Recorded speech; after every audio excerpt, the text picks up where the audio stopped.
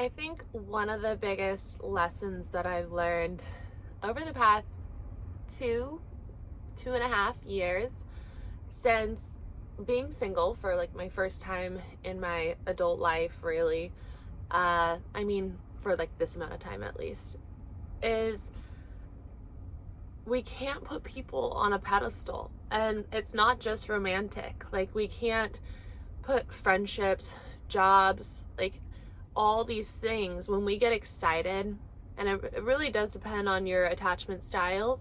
I think that that's really good to look into, and how different people's attachment styles can bring out different parts of our attachment styles. And aside from that, it's like when we put people on a pedestal because we're like excited about the potential, we see like one or two good things and we're like, like, yay, my future, it could be so great. Then we don't see all the other things that could be going on. And then we start to like allow them closer and closer into our life. And then our life starts to change so much because you are like a product, you've maybe heard this before, of the 5 people that you spend the most time with, because you are sharing thoughts, you're bouncing things off of each other, you're picking up their energy, they're picking up yours. Like, you start speaking similar, you start like having the same jokes and dialogue and interests and things like that. And so it really is so important to be very selective over who is allowed in your circle. And it comes down to self-worth. A lot of it does, because if you are like highlighting those parts of someone as like so great, and settling for the other things, then you are telling yourself that, it couldn't get any better than this, or like I deserve like half of what I want, or something like that. Another van just pulled up. Also, I'm here in Portugal still. I'm on my way up to France right now. I made a vlog over the past day, but it's pretty stressful. The vlog is. And just because like it's been very stormy here, the van has just been, I'm getting to know it, and I'm sick right now. I don't sound so sick right now, but I'm feeling it. And so, and then there were problems with the van, and earlier I was like sobbing, and it was like this whole thing. And so I like to share all parts of this human experience on here, and lessons and experiences, and how like to apply different things that I'm learning. And then of course, universe gives you physical manifestation of like what's going on within you, to bring up any kind of triggers that are or to trigger you in ways to remind you like what is still resonating within you: fear, unresolved emotion, resentment, like things like that. So anyway, the topic is, we're talking about not putting people on a pedestal. So it's like, you are worth every single thing that you want. Everything that you want. You can have all that you want in a partner, right? And maybe you'll be surprised in ways, like things they bring to the table that you didn't even expect. But we're so used to settling for a job. Like, I settled in a job for almost 5 years because I was going through treatment, and they allowed me to, like for a chronic illness, they allowed me to work remote. And so I then became attached to it. I was like, like, I can work remote, like I can make this happen, like other employers might not be as like understanding. And then we create stories of why we have to stay in this situation and keep it on the pedestal and keep it better than other things and better than us, and like, we can't do better. And so then in ways, like I worked through this, but like in ways I was feeling like I wasted 5 years. Like, I wasted 5 years. Had I just been able to know at that time that my self-worth is so much higher, and it comes down to this too. It comes down to a lot of things. But I really liked this in the Law of One. It was like, to create anything, really, so I started saying this, maybe like 6 months ago when I read the book. It's with my complete knowing of the oneness that we all are, I choose this.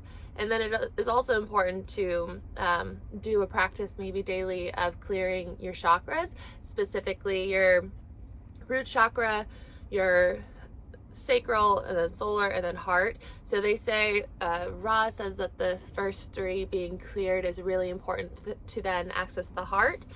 And so that, along with saying, with my complete knowing in the one infinite creator, the oneness that we all are, I choose with my free will this.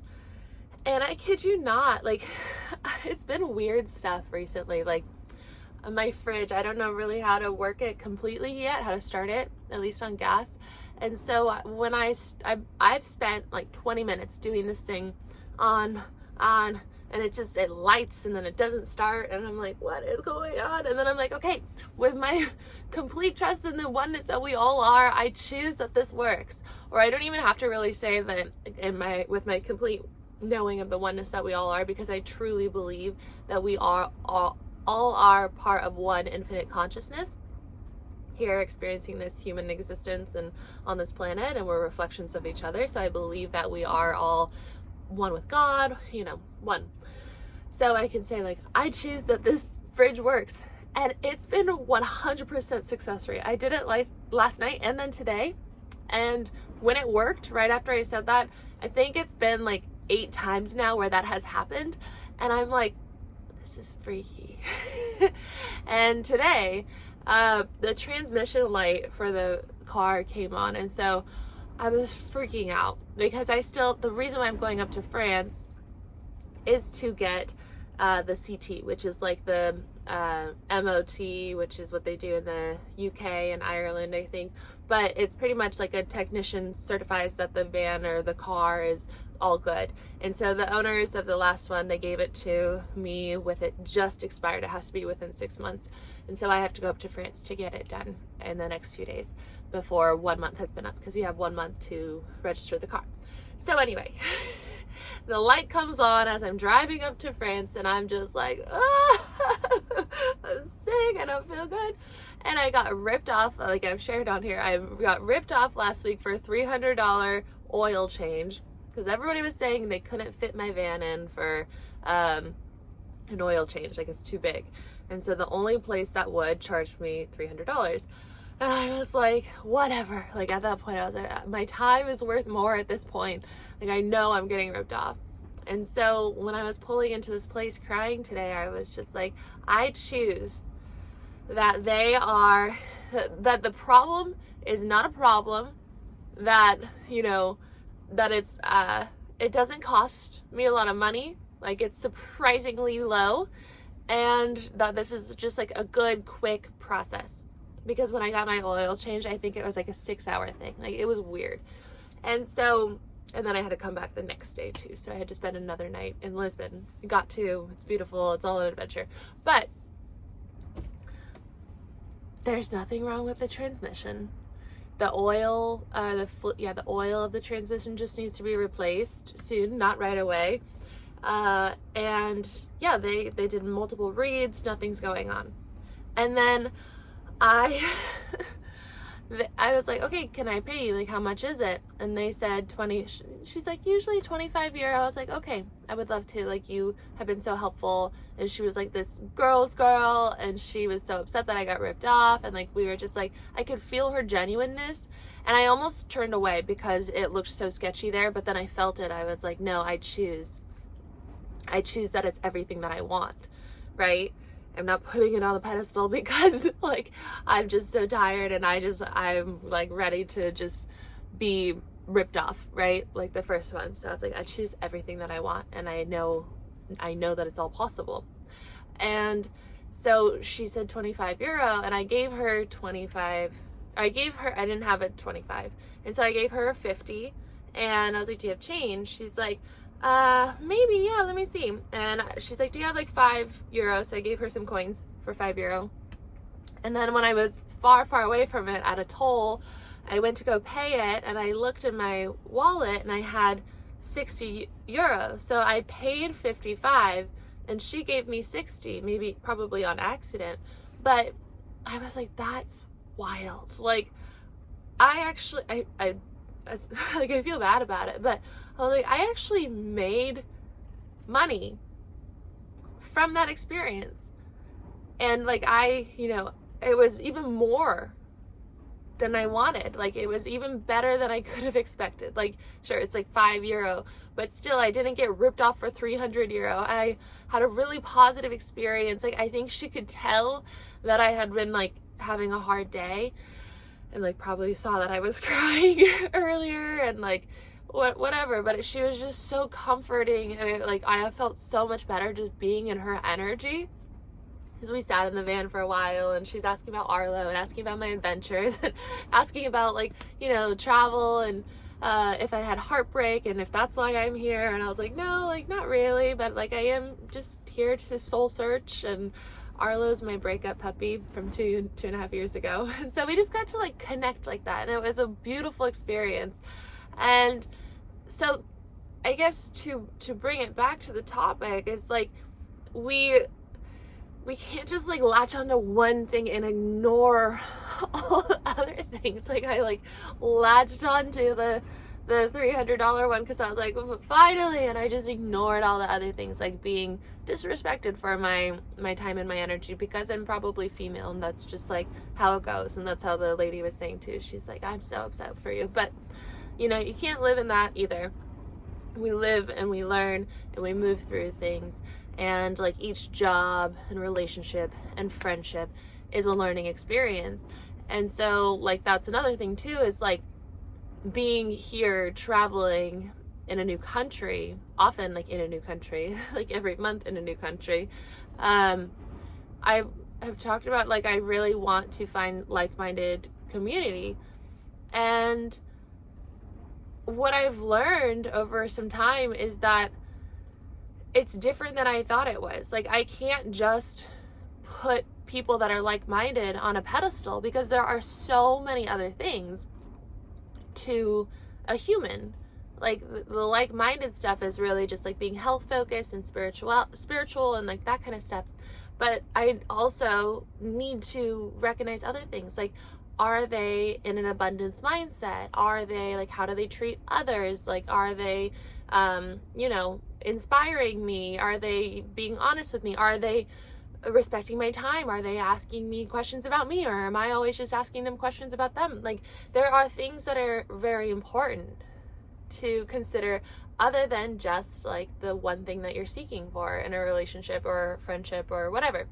And so yeah, I think that being aware, like not letting yourself get blinded by the excitement of someone or something having one quality that you like. If you hold so much self-worth and value for yourself, and just know that you're an infinite being and that you have the power to choose with your free will anything that you want, like, how cool. You are so powerful. You are so powerful and so worthy of everything that you want. If you embody that, then it's like you're asking the world, asking each person, each job, each scenario, to prove to you why it's an equal energy exchange, and why you should invest your time and your energy into being, or in relationship and connection with this person or job or experience or whatever. And so that message, I feel like it came out in the way that I wanted it to.